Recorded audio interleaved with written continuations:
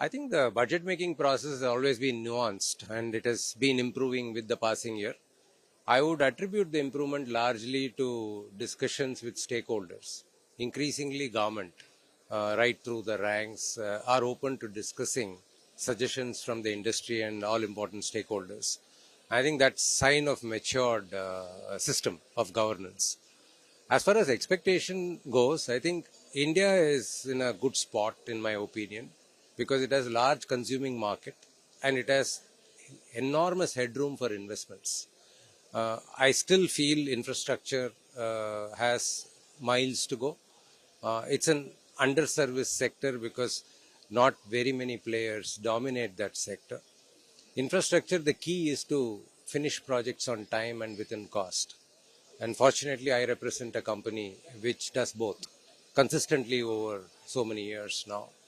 I think if India is to progress, I think we need to get more timely in terms of executing projects, more consistent in terms of pre-qualification, because sometimes the projects suffer because it is handed over to the lowest bidder, who need not necessarily be the best equipped technically. So I think the space is evolving, and as you can see now, larger and larger projects are beginning to be conceived and put out. And I'm very hopeful that in the next 20 years, if India has to become a developed economy by 2047, infrastructure has a lot of role to play. And I think the government is seized of this. And I'm hopeful that they will allocate adequate resources in the budget to be able to do that. As against 1,10,000, 1,11,000 crores, possibly a 10% increase over that is what I am anticipating. But that's at a personal level. We'll have to wait and watch as to how the math plays out. The tax collections have been robust. The consumption demands have been good. The GST collections have been going up over the time. And the recent estimate of GDP also bears testimony to the growth momentum. There are a lot of challenges, several external and some internal, but I guess the country has enough firepower to be able to sustain. I think there is sufficient liquidity in the system to be able to raise money whenever there is a deserving project. Private sector capex will not be as sizable as government capex because of just the scope and the span of investments. But private sector capex will be very focused. I think there will be industries that will invest to grow.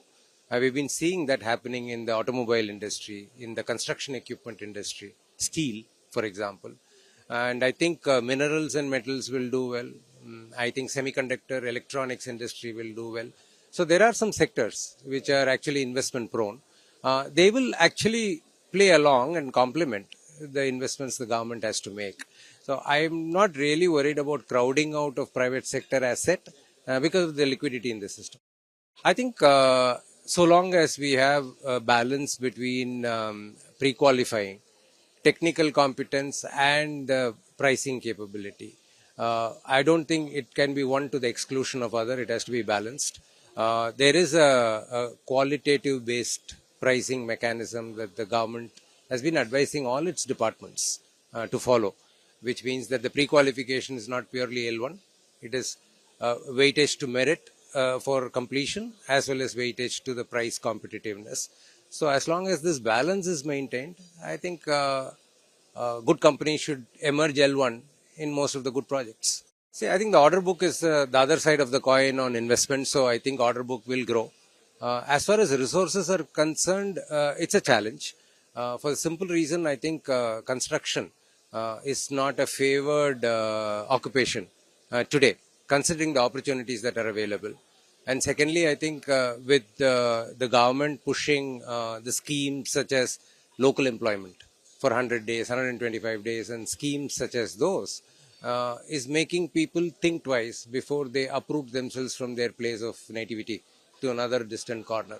I think pandemic changed a lot of mindset. I think people were working far away from their homes and they found it difficult to reach home in times of crisis. I think that has made a significant change the way people think about employment.